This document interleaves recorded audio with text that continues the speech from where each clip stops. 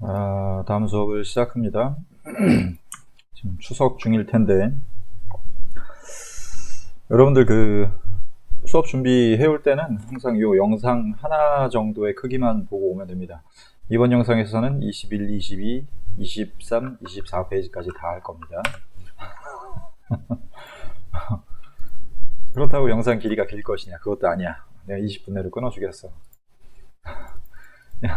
항상 20분 내로 끊는다고는 하지만은 잘 못하긴 하나. 여기는 할 수 있어. 여기는 내용이 엄청 중요한 게 많지 않아. 자, 21페이지 이쪽 부분은 일제강점기 시대의 여러가지 우리나라의 어떤 변화 모습을 볼 겁니다. 일단 도시가 발달하죠. 도시. 일본 애들이 와서 살았었기 때문에 우리나라에 이런저런 시설들을 많이 지어 놓습니다. 여기보단 여기에 체크하는 게 낫겠다. 도시화가 진행이 되고, 대부분은 일본인들이 사는 곳을 중심으로 해서 도시화가 진전이 됩니다. 그런데 핵심적인 도시인 서울, 평양, 계양장인, 부산, 원산, 인천 같은 곳이나 철도나 아니면은 항구가 있는 곳 등등 신흥 도시들도 생기기는 합니다. 그리고 공업화가 1930년대부터 추진이 되면서 특히 북부 지방에 공업도시가 많이 나온다고 했었죠. 이거는 예전에 봤었고. 중심지는 보통 일본인들이 사는 곳인데 한국인들 빈민층들은 토막집이라고 하는 것을 짓고 살았었습니다. 이게 당시 토막집의 모습입니다. 움집이야. 움집. 그냥 완전 신석기 시대로 돌아간 거예요. 우리 한국인들은. 일본인들만 잘 살았었고 한국인들은 이런 토막집에서 살고 있었다. 토막집 하나 정도는 알아두고, 그 다음에 여러 대중문화, 서울 등 이제 도시들을 중심으로 해서 대중문화가 나오는데, 신문, 잡지, 영화, 특히 영화가 이때 처음 나오죠. 나온규의 아리랑이라고 하는 작품이 있습니다. 나온규의 아리랑이라고 하는 이 작품이 당시 한국인들에게 굉장히 인기가 많았었어. 얘가 이제 3.1운동 하다가 주인공이 3.1운동 하다가 정신이 약간 미쳐버렸는데, 그 이후에 이제 동네에서 미친놈으로 이제 생활을 하고 있었는데, 이쁜 동생이 있었어요. 예쁜 동생이 있었고, 동생이랑 자기 이제 남자 주인공의 친구가 뭐 사랑하는 사이였었는데, 어느 날 마을의 축제 날에 요 친일파 놈이 와가지고 동생을 이제 성폭행하려고 하다가 요 장면을 이 남자 주인공이 보고서 이 친일파를 살해합니다. 들고 있던 낫으로 찍어 죽입니다. 그리고 나서 경찰이 와가지고 이제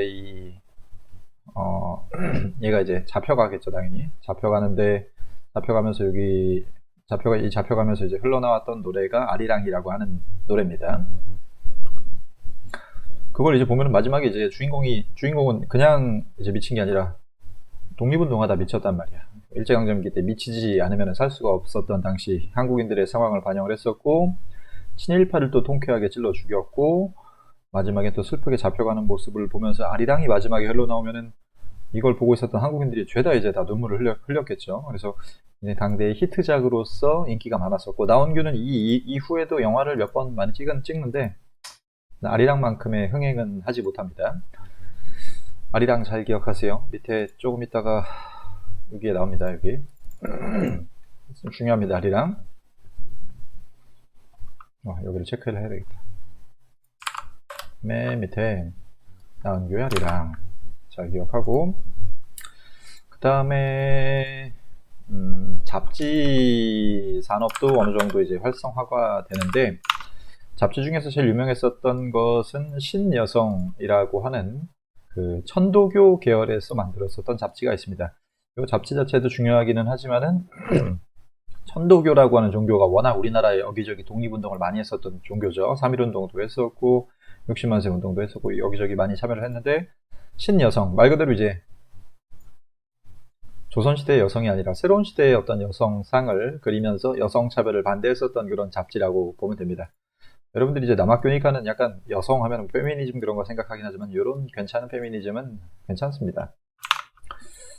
그 다음에 보자, 신문, 뭐 스포츠 같은 것들도 많이 유행했었는데 이거는 이미 일제강점기 이전에 들어왔었던 것이고, 잡지가 패션이나 화장법, 여기 신여성에서 지금 화장하는 방법 이런 거를 소개를 하기도 했었고, 백화점이 이제 이때 당시에 생기게 됩니다. 백화점. 백화점이 생겼다는 것은 그만큼 좀 구매력이 이제 올라갔었다라는 것을 의미하는데, 물론 일본인들의 구매력이 올라갔었습니다. 다방, 카페, 방송국이 또 처음 나오기도 하죠. 라디오 방송이긴 하지만 TV 방송은 아직 없었고, 라디오 방송이 이제 처음 등장해서 여기 보면은 지금 요 마이크를 사이에 두고서 이제 녹음을 하고 있는 모습입니다. 경성방송국. 우리나라 최초의 백화점이 화신백화점입니다. 1930년대 설립이 됐었고, 나중에 한 60년대까지인가 있었다가 없어졌습니다. 지금은 없습니다. 이 당시 이런 대중적인 당시 서양의 문화를 잘 받아들였었던 이런 사내들과 여자들을 모던보이 혹은 모던걸이라고 했었습니다. 이런 사람들이 당시 유행을 했었다. 자본주의적인 이런 서양 문화를 받아들였었던 모던보이나 모던걸 같은 사람들이 있었다. 하지만 대부분은 이제 못 살았었다는 거죠. 토막민, 아까 토막집에서 살고 있었던 사람들, 토막민이라고 하는 단어 중요하니까 잘 기억하고, 요 농민층도 대부분은 이제 망했었다라고 했었죠. 토지조사 사업이나 그런 여러 가지 정책들 때문에 소작농이 굉장히 크게 증가했었다. 이건 예전에도 배운 적이 있었기 때문에 위에서만 공부하면 됩니다. 이런 망해가는 농촌의 현실을 좀 살려준다기보다 가리기 위해서 했었던 운동이 농촌진흥운동인데, 이것도 위에서 봤었습니다. 그렇기 때문에 여기 넘어간다. 자, 민족유일당운동은 국외에서도 전개가 됐었고, 사회주의 세력 그리고 자치운동을 주장하는 세력은 제외하고 했었습니다. 옛날에 타협적인 민족주의라고 했었죠. 이건 아니고, 신민회 이후에 사회주의자들은 합법적인 공간이 없어서 비합법적인 운동을 했었고, 북부지방의 공장, 농촌 지역에 확산되지 못하고 대도시에만 머물렀던 게 대중문화입니다. 30년대. 사회주의자들은 정오의 선언을 통해서 함께 연대했었다.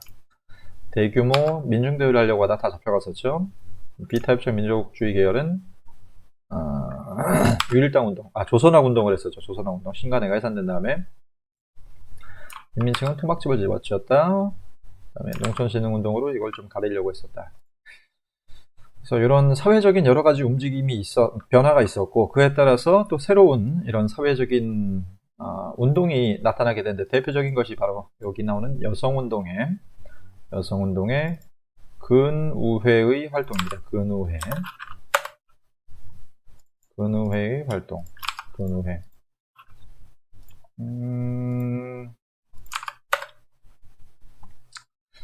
여자들은 조선시대 때 되게 차별받았었죠. 남전 여비 했었는데, 이때 신식교육, 서양식 교육을 받은, 그러니까 지금의 현재 우리나라의 교육하고 비슷한 그런 서양식 교육을 받았었던 신여성이라는 게 등장해서 아까 잡지까지 나왔다고 했었죠.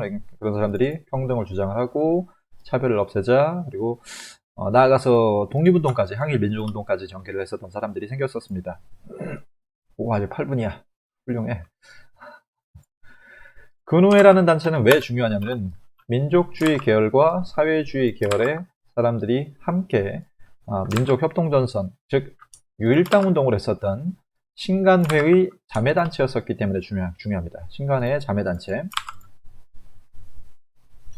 신간회도 민족주의자와 사회주의자가 합쳐진 단체였었죠.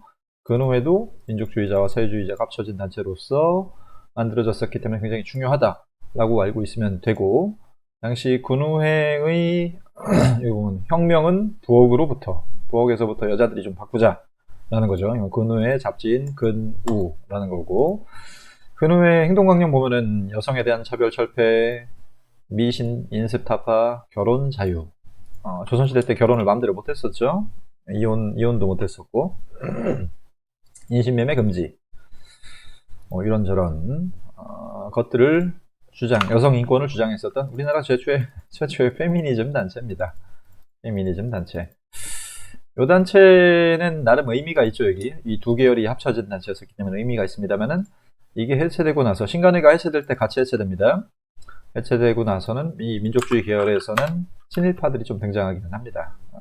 그래서 내가 이 단체를 별로 좋아하지는 않습니다. 페미니즘이라서 안 좋아하는 건 아니고, 페미니즘은 괜찮은 건 괜찮아요, 얘들아. 너무 일베처럼 페미니즘 막 이렇게 싫어하고 그러는 거 안 돼. 자, 얘네도 이제 도쿄 이런 지회가 많이 있었고, 신간에도 지회가 있었죠. 강연회, 강좌, 야학 등등등등등등등 여성의 지위 양상을 도모했었던 단체, 신간의 자매단체이다 라고 알아두면 됩니다.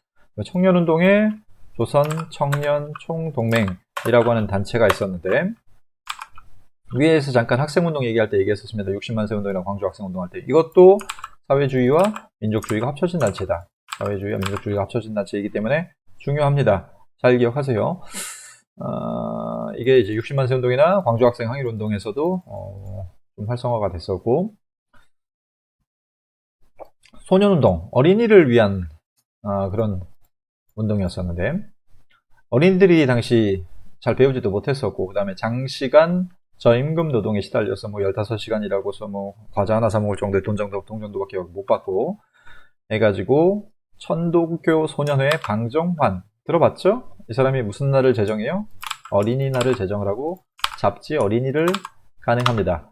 방정환 사진은 거의 본 적 없을 텐데, 이 사람 방정환님 어린이 잡지를 간행을 하고 어린이날을 만들면서, 어린이는 단순하게 이제 어른들의 말을 잘 듣는 그런 도구가 아니다. 이 사람들이 커서 나중에 우리나라를 이끌 뿌리가 되기 때문에 잘 대해주자라고 하는 그런 운동이 시작됩니다만,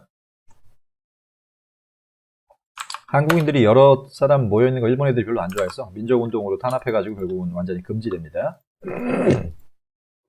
이건 별로 중요하지 않고, 그 다음에 형평운동.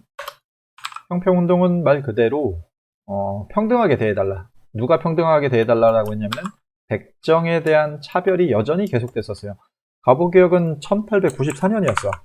1894년이었는데 이 일제강점기인 1920년대까지 아직 30년이나 신분제도가 폐지된 지가, 가보개혁 때 폐지된 신분제도가 폐지됐었는데 아직까지도 이제 백정에 대한 차별이 계속됐기 때문에 우리를 차별하지 말라. 당시 특히 일본 애들이 호적에다가 붉은 점으로 백정들을 표시하기도 했었습니다. 이런 것들로 차별하지 말라라고 하는 백정차별 철폐운동입니다. 저울, 형자야, 저울 형자. 그리고 평은 공평하다 할 때 그 평장. 그래서 조선 형평사를 만들고서 진주에다가 만듭니다. 이걸 만들고서 전국적인 운동으로 확대했는데, 얘네가 나중에는 민족운동, 독립운동으로 가지합니다. 그래서 일본이 탄압해가지고 해체됩니다. 이게 형평운동의 포스터입니다. 포스터 여기 보면은 형평이라고 적혀있죠. 형평사 제 6이야 8이야 이거 6회 전 몰라 왜 이렇게 꼬아놨어. 전 조선 정기대회 이런 식으로 적혀 있었고, 전 조선의 자지한 형평. 어쨌든 평등하게 대해달라. 한자를 안 보다 보니까 많이 까먹었네.